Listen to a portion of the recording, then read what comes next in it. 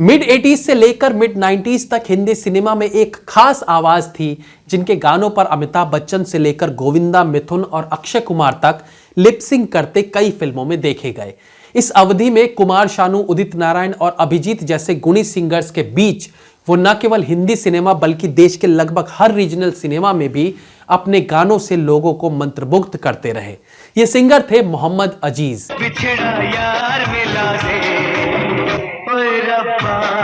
इनकी गायकी के अलग अंदाज ने उन्हें फिल्मों में एक खास मुकाम दिलाया। वेलकम टू पलट तेरा ध्यान किधर है। एक लंबे स्ट्रगल के बाद जब मोहम्मद अजीज को पहला ब्रेक मिला तो उनकी खुशी का ठिकाना नहीं था, और खुशी हो भी क्यों ना। एक स्ट्रगलर को जब उस वक्त के सबसे बड़े सुपरस्टार के लिए गाना गाने का मौका मिल जाए तो वो किसी अचीवमेंट से कम नहीं होता।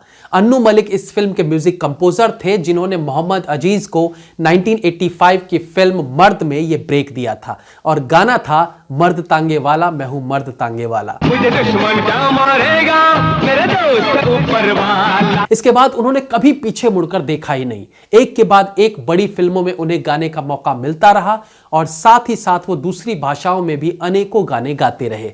डिवोशनल गानों में भी उन्होंने हनुमान चालीसा से लेकर अनेकों भगवानों के लिए भजन गाए। कहा जाता है कि संगीत में सातवां सुर लगाना बहुत कठिन होता है। अच्छे अच्छे मंझे हुए गायक भी सातवें सुर में नहीं गा पाते। लेकिन मोहम्मद अजीज, जिन्होंने कभी संगीत की कोई शिक्षा नहीं ली थी, उन्होंने एक फिल्म में यह चमत्कार कर दिखाया। फिल्म का नाम था स्वर्ग, जो कि रिलीज हुई थी 1990 में, और गाना था ऐ मेरे दोस्त लौट के आजा।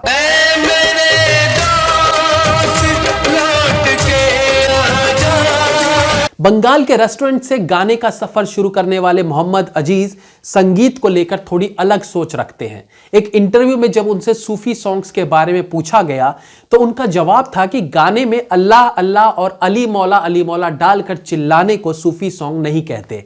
सूफी गानों को लेकर यह गलत धारणा बनाई गई है। गाने में बीच में अल्लाह अल्लाह, माशा अल्लाह, सुभान अल्लाह, या अली या मौला, ये डाल देने से सूफी सॉन्ग नहीं होता है।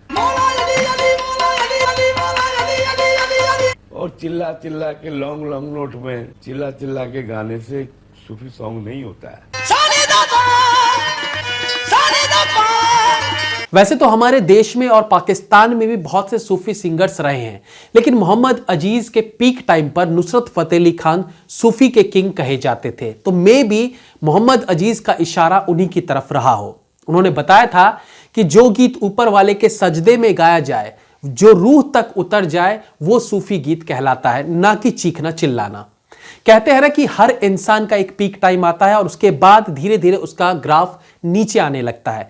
लेकिन बहुत से लोग ऐसे भी होते हैं जो समय के साथ अपनी कार्यशैली को भी उसी के अनुरूप ढाल लेते हैं, तो उनका करियर थोड़ा और लंबा चलने लगता है। लेकिन मिड 90s के बाद मोहम्मद अजीज को गाने मिलने कम हो गए। हालांकि उनकी गायकी पर किसी को शक नहीं था, लेकिन फिल्मों में उनके गाने आने लगभग बंद होने लगे। जबकि वो एक ऐसे सिंगर थे जिन्होंने राजेश खन्ना की एक फिल्म के सारे गाने गा डाले थे। और अगर उनके करियर के अंतिम पड़ाव को भी देखें तो वो खुदा गवाह जैसी फिल्म में कई गाने गाकर अपनी काबिलियत दर्शा चुके थे। इसके बावजूद उनका अचानक से हुआ डाउनफॉल कहीं ना कहीं सोचने पर मजबूर करता है कि एक बेहतरीन सिंगर को सडनली बॉलीवुड ने अलविदा कैसे कह दिया। उनके फैंस आज भी ये मानते हैं कि मोहम्मद अजीज के करियर को खत्म करने में कई लोगों का हाथ है। मे बी उस वक्त के टॉप सिंगर्स की तरफ उनका इशारा रहा हो, लेकिन फैंस तो फैंस हैं। अपने पसंदीदा व्यक्ति का डाउनफॉल आसानी से बर्दाश्त नहीं कर पाते। ये बात जरूर है कि हिंदी सिनेमा के हर डिपार्टमेंट, चाहे वो एक्टिंग हो, डायरेक्शन हो, प्रोड्यूसर्स हो, कैमरामैन हो, म्यूजिक डायरेक्टर हो या सिंगर ही क्यों ना हो, इन सब के बीच पॉलिटिक्स का खेल चलता रहता है, जहां एक दूसरे को पीछे छोड़ने के लिए हर तरह के दांव पेच अपनाए जाते हैं।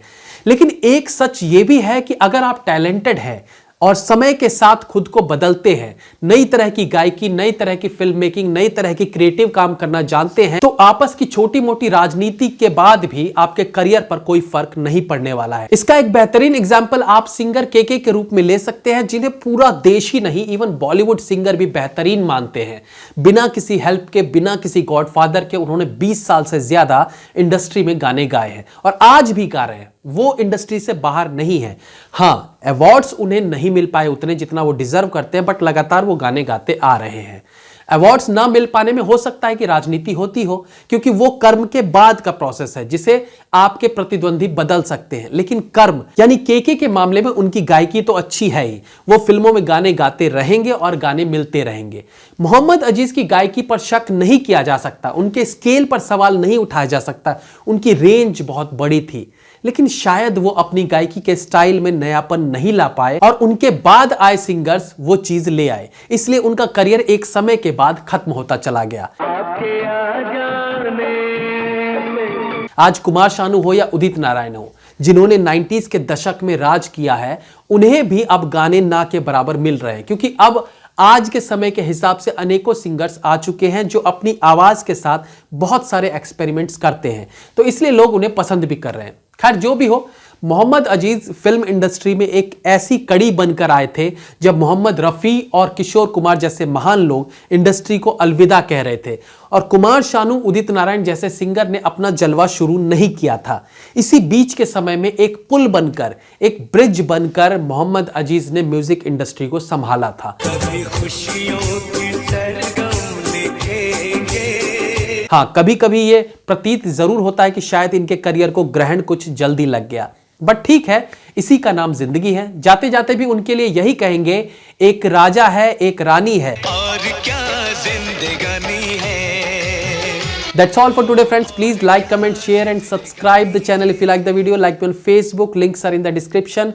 Be safe, have fun. मिलते हैं अगली बार फिर किसी नए एपिसोड के साथ। तब तक के लिए